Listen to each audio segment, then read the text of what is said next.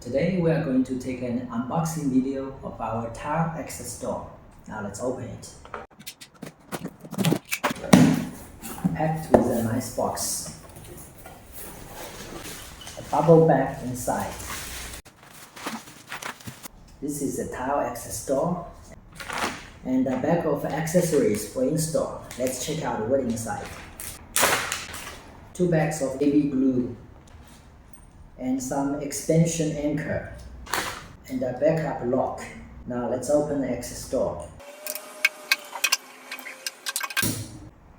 This side is the frame to install on the wall, and this is the door frame to glue the tile. We can open it, just push, door opens.